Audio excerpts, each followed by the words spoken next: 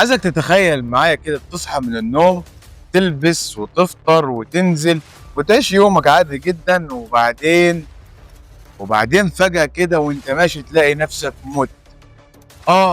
مُت، فناء، وداع. السؤال هنا بقى مش أنت مُت إزاي، السؤال وأنت مُت راضي والّا مش راضي؟ يا صديقي العزيز، اللي يخلّيك تسأل السؤال ده أصلًا هو إنّك ماشي في الدنيا كإنّك مش واخد بالك إن دي نسخة مؤقتة من وجودك.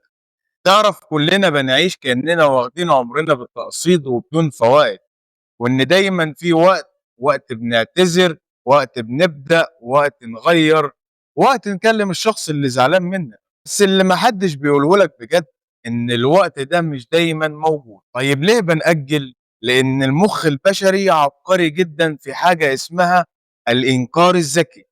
بنقنع نَفْسنا إن مش وقتها وإن لسه بدري وأنا مش جاهز يا عم، وكل ما بنقول كده في صفحة بتتقفل، وفي شخص بيبعد، وفي حلم بيُبرد، وأنت واقف بتتفرّج. طيب إيه الحل؟ نعيش في توتر؟ نفضل خايفين نموت؟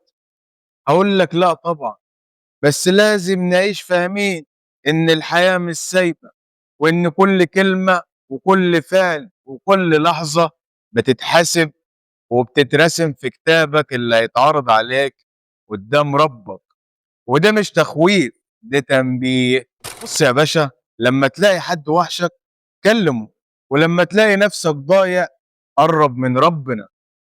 لمّا تحس إنّك فاضي من جوّه اشتغل على روحك، ولمّا تغلط ما تكابرش، اتعلّم وارجع، ولمّا تحب حب بصدق مش تيك توك. الخلاصة هنا لو حياتك خلصت النهارده هتكون مبسوط والّا تحس إنّك ما كنتش أنت، كنت نسخة من الناس، من الtrend، من اللاشيء؟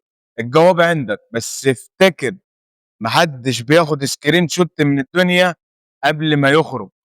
عيش على وضع الطيران، بس ما تنساش تطير صح. وفي النهاية لو عجبتك الحلقة اعمل لايك وسبسكرايب، واكتب لي في الكومنت ايه اكتر حاجة لو مت دلوقتي هتندم انك ما عملتهاش. مستنيك. سلام واشوفكم في اللحظة الجاية.